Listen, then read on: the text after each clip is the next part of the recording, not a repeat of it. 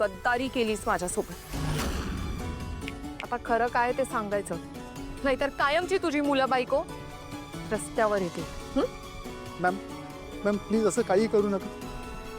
खरं तर एवढी कॅश बघून माझी मती भ्रष्ट झाली होती, त्यामुळे मी चोरी केली. पण नंतर मला या गोष्टीचा पश्चाताप झाला, पण वेळ हातातून निघून गेली.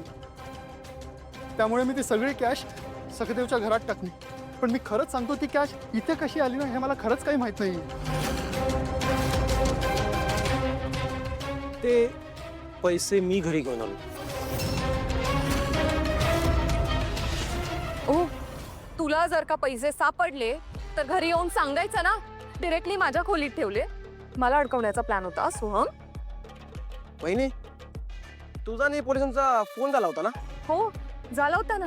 कारण ते पैसे मी घेतलेले आणि त्यानंतर ते हरवले. त्याचं गिल्ट आलेलं मला, म्हणून मी पोलिसांना फोन केला, या गोष्टीचा पाठपुरावा केला. कळलं तुला?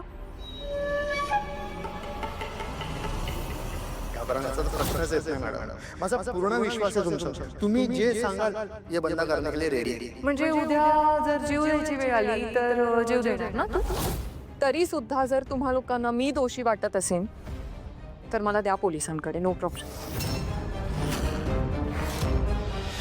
ऐश्वर्या, तू चुकलीयस. मुळात तू चुकीच्या माणसावर विश्वास ठेवलायस. साहेब, याला घेऊन जा.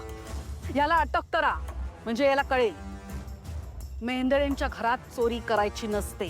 घेऊन जा त्याला. मॅम प्लीज ऐका, मी पुन्हा असं नाही करणार. Ma'am please, sorry ma'am. आणि सोहम, तुला पैसे मिळाले होते ना, मग ते पैसे घरी का नाही घेऊन आलास तू? हे बरं आहे तुझं. बाहेरच्या माणसाला तुला निर्दोष सिद्ध करायचं होतं, म्हणून आपल्या माणसाला, घरातल्या एका व्यक्तीला तू दोषी ठरवलंस. हे बरोबर आहे का तुझं वागणं? तिलोत्तमा मॅडम, माझ्या दादाने चोरी केली नव्हती हे मान्य आहे ना आता तरी तुम्हाला? हे जे काही समोर आलंय त्यावरून झालंय ना आता सिद्ध की सखदेवने चोरी केली नाही.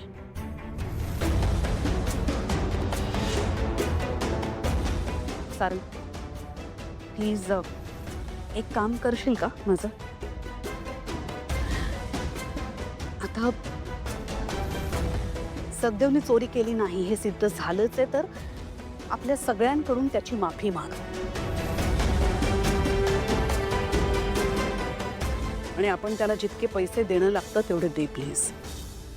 करशील ना?